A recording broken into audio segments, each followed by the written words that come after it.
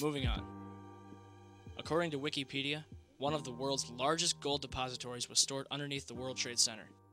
In 1993, the value of the gold was estimated at $1 billion, rumored to be owned by Kuwaiti interests.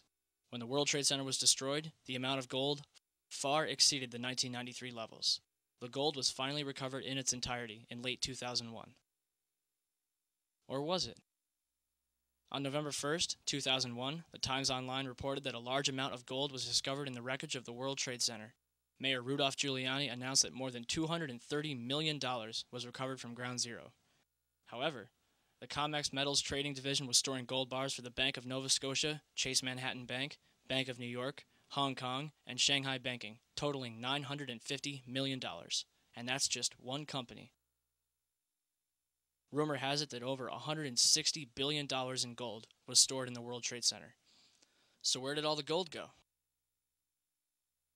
Remember the gold that was found in November 2001? Reuters reported that it was discovered in the back of a 10-wheel truck, along with several cars, in a delivery tunnel underneath World Trade Center 5. No bodies were recovered. As workers got closer to the gold, authorities began restricting access to Ground Zero, joined by FBI and Secret Service agents. One worker, who was directed away from the tunnel, told a reporter, "If I tried to go down there, they would have shot me."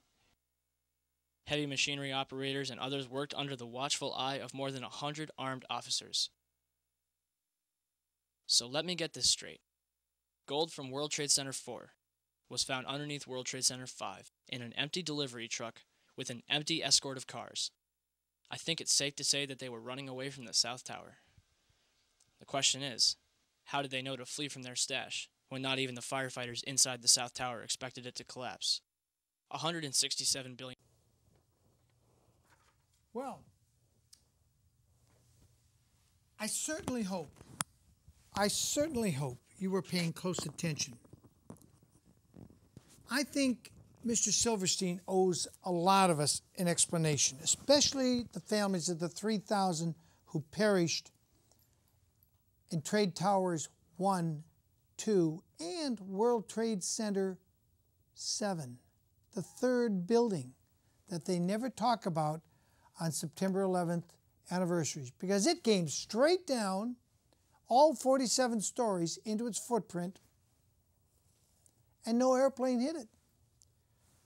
What I find most curious is that was the best real estate deal I have ever heard of. I'm a real estate guy, sold real estate for years. Silverstein invests with, I think, a $25 million down payment, a total amount of about $120 million into buying the ground leasehold on Towers 1 and 2. He already owns 7 World Trade Center. 3 months later, all 3 of them are destroyed. He sues for 2 separate incidents of 2 planes hitting and collects almost $7 billion in less than 3 months. You turn $100 million or so dollars into $7 billion. That's the best real estate deal I have ever seen. And I think you all ought to be asking Silverstein, hey, how about giving those 3,000 families a couple million each?